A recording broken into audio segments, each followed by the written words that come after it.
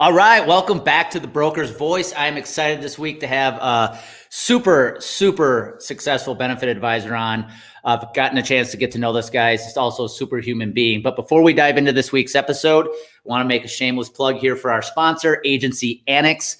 If you are an insurance agency and you know your website needs to be upgraded a little bit, but you want to make sure your website becomes your extra salesperson you never had, look up Agency Annex. Steve Conca and his team do a wonderful job with the website, so you will not be disappointed. They do mine, and I couldn't be happier. All right, let's dive into this week's Broker's Voice episode. I am bringing the man on. I have none other than Jay Booth, president of Capital Group Benefits in the Washington, D.C. area. Jay, how you doing, man? I'm doing great, Andy. How you doing? Good. All right, Jay, as you know, Broker's Voice is a chance to let other brokers in the industry, your prospects, everybody know who you are a little bit. Let's talk about, get into right into your story. I love your story of how you got into, or I shouldn't say how you got in the industry, but how you started Capital Group Benefits. It actually started with a drive you were making on the turnpike around Washington, D.C. Tell the story if you don't mind. Yeah, I'll be brief, but it's a pretty cool story that resonates with a lot of people. You know, I was relatively successful, a W-2 employee, actually selling food and to restaurants like Rainforest Cafe, Doubletree Hotel. Loved what I was doing and just thought I could do something different and something better. So I got my insurance license on the side, really enjoyed helping people, having an impact on their lives, but I didn't know how to transition from being a W-2 employee to being self-employed. And what people don't know is I used to own restaurants prior to having a job selling food. So I wanted to go back to being self-employed, but I just didn't know how to bridge that gap. And then I was thinking on the way home, after 6 months of doing insurance a little bit on the side, what's the worst thing that can happen if I try this? And the answer was amazing. It's, well, I'll get a job. And it was that aha moment. It's like, wait a minute. I'm living worst case scenario right now, even though I like my job, right? But I was like everybody else, fighting traffic, dealing with supervisors, dealing with clients, W-2 employee, credit card debt, wonderful wife, kids at home, the whole deal, but I could do better. And when I asked myself that question, what's the worst thing that could happen? And the answer was get a job. I've got a great resume. Man, sometimes in life, you just have this really pure moment in your mind and body and soul and heart, and you just pull over the side of the road. And I called my wife, Julie, and it's like, we're doing this. Total support, of course, right? You got to have a great wife, got to have great support. But it's like, we're gonna do this. And then we started the business in early 2000. And to kind of finish the story, because everyone was like, okay, well, how'd you do it? You have to pay your bills, right? Yeah, I have to pay my bills. Well, guess what I did? I got restaurant experience. As a 30-year-old, I went back to waiting tables 6-7 nights a week. My wife was there tending bar with me. And we had a blast. We were very blessed to have in-laws that would help watch the kids on the nights and the weekends. We could do double shifts. And I'm like, Julie, I can do it in a year.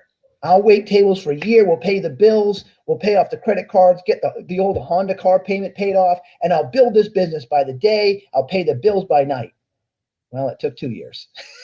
Well, what I love about that story, Jay, is, you know, first when you had that epiphany on the turnpike that, hey, what's the worst thing that can happen? Was that like an 800-pound weight being lifted off your shoulder? Like, I can do this. I'm going for it.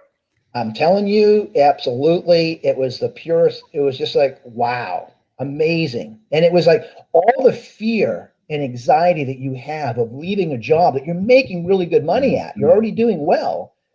Go back to zero, start over, knowing that this is going to work. And I have I don't want to call it a plan B, but I have a safety net, if you will. I just get a job. Yeah, I think that's important for a lot of advisors to hear, because I talk to so many who, you know, maybe they have that goal of starting their agency, but that salary and that commission they're making right now is pretty comfortable, and they're too afraid to make that jump, even if they're not completely happy with where they're at. So thank you for sharing that, because that was freedom for me, Jay. It's why I went into the coaching business. That what's the worst thing that can happen? If my coaching business fails, I know there's an agency out there that's going to hire me. Absolutely. And so I'm glad you shared that.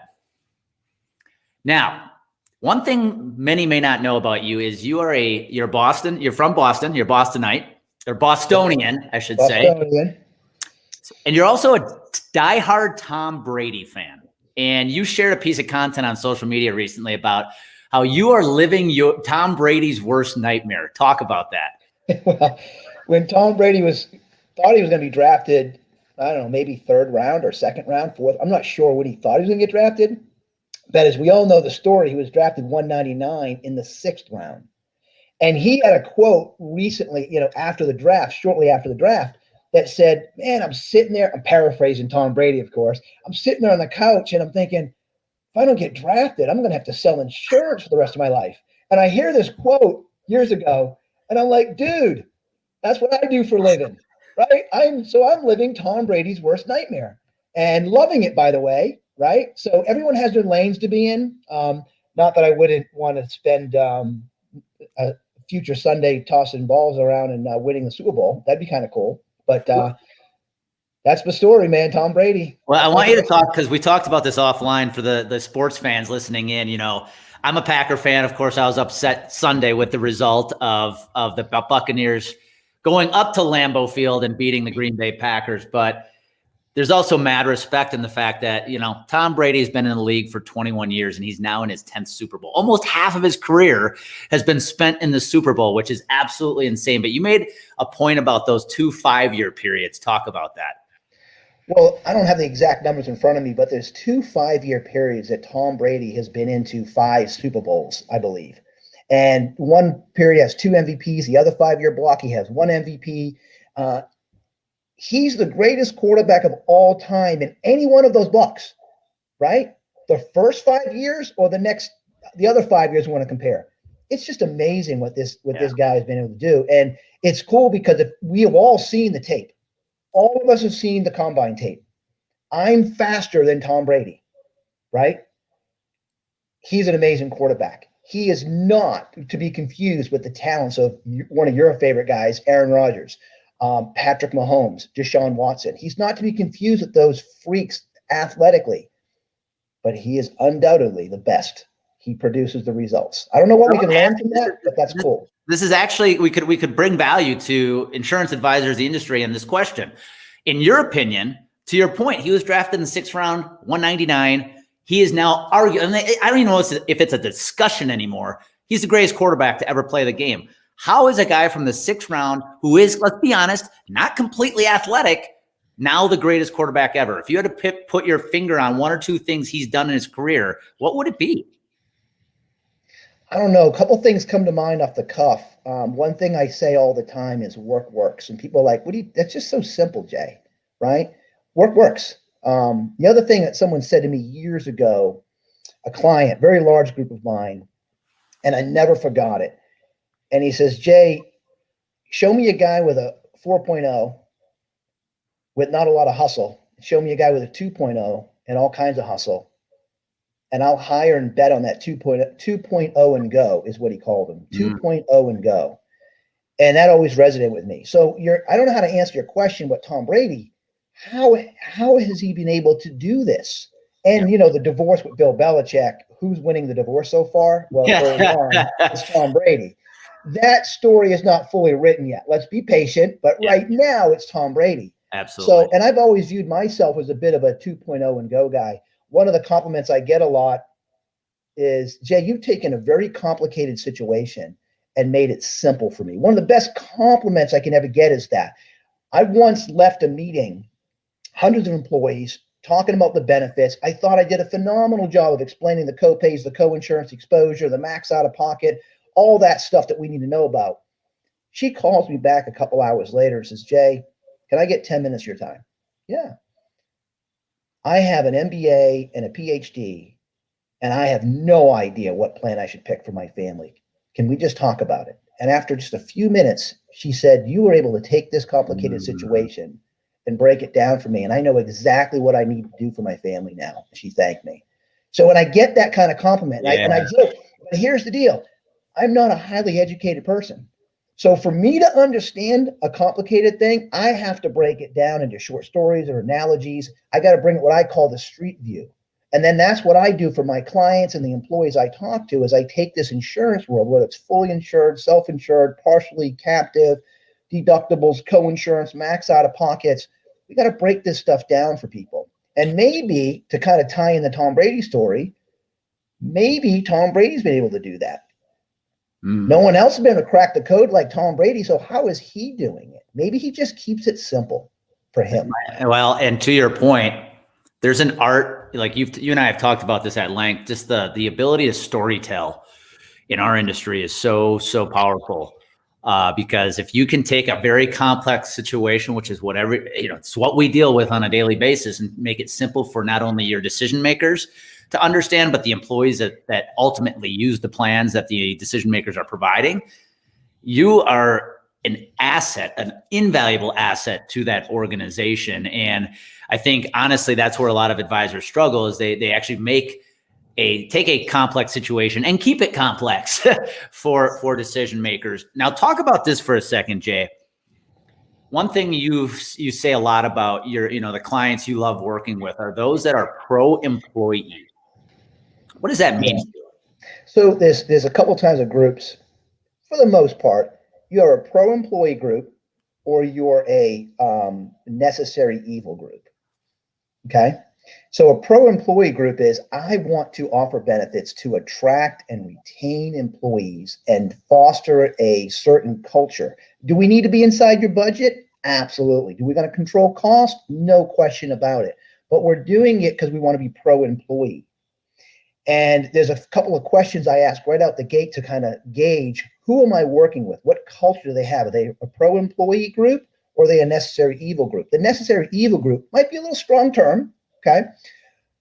But they're only offering benefits because society pressure tells them they have to, or depending on group size, former President Obama said you have to do this under ACA/Obamacare.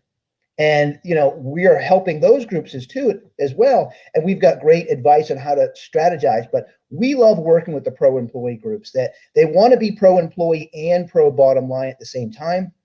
And there is an absolute way of doing that. You can be great to your employees and you can control costs at the same time. That's awesome. We're sitting here having this conversation. I couldn't agree more with what you just said. I know when I look at my book of business historically, the groups I enjoyed working with the most are the ones who are trying to make the right decisions for the employees, to put the right strategies in place so that the employees can get high quality, low cost access to care. I had never did well with an organization that said, Jay, I don't care what we have to do, save me money. I don't care what I have to cut. Those are the groups. Yeah, I can come in and save you a ton of money. Yeah. But if you're willing to do it at the cost of your employees, by the way, who are probably making $40,000, maybe $50,000 a year, it's going to be tough for me to do that, especially more. So easy to save a group money. Anybody can do it. You're absolutely right. How do you save them money? Then stand in front of the employees, whether it's 50 or 500, host those meetings, take all of those calls from the single dads, the single moms trying to figure out their insurance, the families, the employees, and be great to them as well. What I love to do is I love to be great in the boardroom with the right consulting advice to control the cost, to control the message to the employees, and then be great when we go talk to the employees. And that takes two different skill sets. And I just love doing that. And it goes back to trying to keep things simple. Well, and you brought back memories of standing, in that warehouse room in the back of the machine shop or back of the manufacturing plant and trying to tell a bunch of blue collar employees why it's a great idea. They have a $5,000 HSA and they should be saving money. Really? Yeah. Let's finish up here, Jay. I know you're a busy guy. We're talking on January 28th, 2021. We've obviously been in a very strange environment for the last almost year now. Where do you see the health insurance industry going from here? What big changes? What's on the horizon, in your opinion? Well, transparency. That is, it's happening as we speak. The hospital transparency bill is being played out as we speak here on January 28th, 2021. So we'll see what the impact is there. We need transparency. We need business owners to understand how to manage this supply chain. And if we don't let them have a peek under the tent to look at all of the pricing and how it's built out, your individual stop loss, your ag, your admin cost, your network fees, your RX rebates, the industry has to level the playing field and let the CEOs and the HR managers understand how all of this is priced out. And what I say to my groups is, isn't it cool that you can finally pay what you deserve? And they look at me a little funny. What do you mean pay what I deserve? Well, if we have all this data at our fingertips, I can help you pay what you deserve. And if you don't like the price that's coming back, we've got data to take you in other avenues so you can pay the price that you would like to pay. But having them at the seat of the table and understanding how things are priced out, very powerful for the business owner and the HR department. Yeah, I think one thing you're masterful at is the education piece. I know you and I have talked about that. When you walk into a prospect, first thing you often have to do is educate them on what they may not know. Mm-hmm. They've been so used to making decisions a certain way that have been the wrong way, let's be honest, for many. And I love what you said at the beginning of this conversation. What I love about this gig in our industry is you can take the smartest CFO with all the designations behind his or her name who went to Wharton School at Penn, and they may be just as naive of a consumer of healthcare as every single one of their employees. Yeah. And I think that's important for advisors to hear that, because so many walk into the boardroom and are afraid to have that conversation. And you've got to own the fact that you know what you're doing with health insurance. You know more than the people sitting at that room, in that room, most likely. Bring them value, educate them, and you do a great job of that. So, Jay, want to thank you for your time, man. This was a great conversation. Like I said, I use Broker's Voice to highlight great people doing great things, and you are absolutely one of them. So any last words of wisdom before we cut this thing off? No, thank you for your time. I appreciate it. Awesome, Jay. Have a great day. Have a great day, guys. You know what happens. Last thing I'll share, when confidence and clarity collide, action happens. Go make it happen today, guys.